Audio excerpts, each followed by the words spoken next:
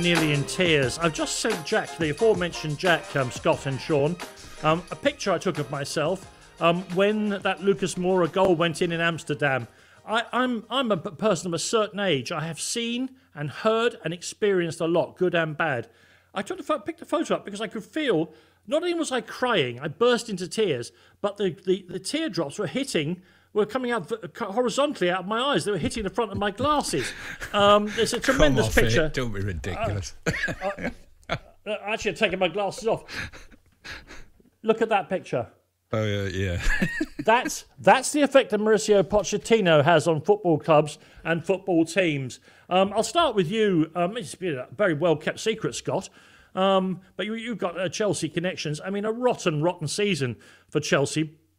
But I think they've got the right person in there. Are you happy with Mauricio Pochettino's appointment? No, I am. I would have been happy also with Julian Nagelsmann and Luis Enrique. I think that they were probably more Roman Abramovich type of appointment. We know the owners have come in. We know what they wanted to do with Graham Potter, get a sort of a young manager coming, or youngish manager, but one they can sort of try and help mould and maybe even influence to a point. Gave him a 5-year contract, wanted to do that. That's what they kind of did with the LA Dodgers. But English football, as they found out, was a little bit different to American sports. Now, interesting because they got obviously rid of Graham Potter. I do feel for Frank Lampard, easy target, but there's no way him being a caretaker manager gave him any type of authority at all. So one thing I think Poch can do, which I think is important to the new owners, which wasn't important to the previous one, is communicate and manage up. But the important thing is, can he get the things right on the pitch? And I actually don't think, as bad as they've been, I don't think there's that many things that need to be tweaked. If you want to bullet point them, trim the squad. Yep. Get another striker in. Obviously, Nkunku's coming in, but get another one as well, and get a goalkeeper. Now, I've said, I said earlier today, I've said many times on talkSPORT, I would have liked to have seen Poch come in 4, 5, 6 games ago. And I don't care whether there's an 0 for 4, 0 for 5 record. You know, when the pressure's on, you're seeing not just players in a match situation, but also in training, day after day after day, who the good pros are, who the perhaps not so good, who can handle it, who can't handle it. Because when you start in pre-season, I don't care where you go and how intense the training would be. The pressure's not on. Scotty, let me stop you there. I wouldn't normally do this, but this is important. We've just seen an incredible football match, won by Windass Jr., Josh. But you can now hear from his dad at Wembley. Of course, 13 years ago, he scored the winner for Hull in... Oh, he actually got Josh. I've got the wrong one there. Better still, we've got Josh with the Moose. Moose. Thanks very much. Josh Windass alongside with Josh. First of all, many congratulations. First father and son to score in playoff finals. I didn't know that.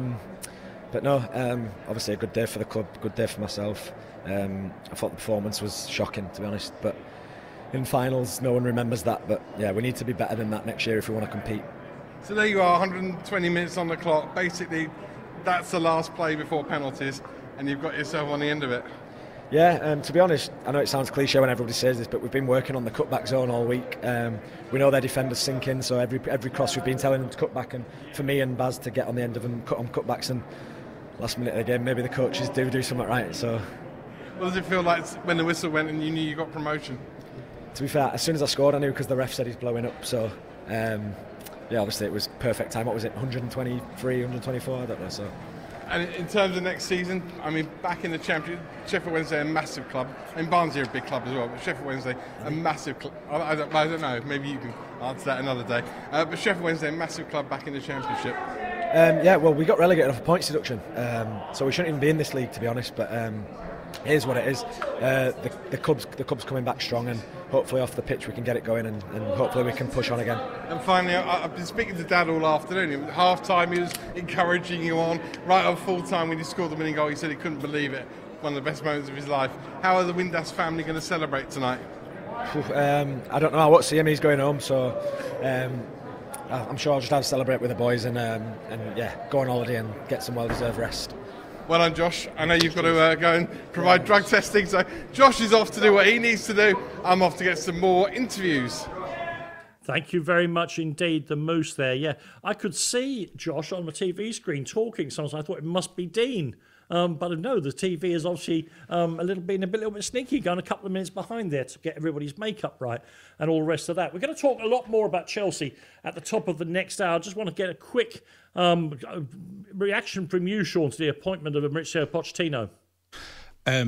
I get why people think it's a great appointment. I get why you're crying into your beer, Dan, sort of. But I don't care who you are, what calibre of manager you are. I don't understand how you sort this out. Scott talks about trimming the squad. Trimming? It's not trimming? that easy. I really don't know where you start with that. Just say Pochettino comes in and says, you know what, I really don't fancy that Mudryk on the left. What on earth is he going to do about that? Mudryk goes, well, I've got an 8-year contract, mate, so I'll be here longer than you. You're going to have to work with me. It won't how on earth but does he deal with things like that? Whoever you are, whatever manager you are, how do you deal with it? The squad is so big and that you can actually get players that have already been there a long time, and it's not going to be the new ones. It's not going to be the ones that's come in the last 12 months.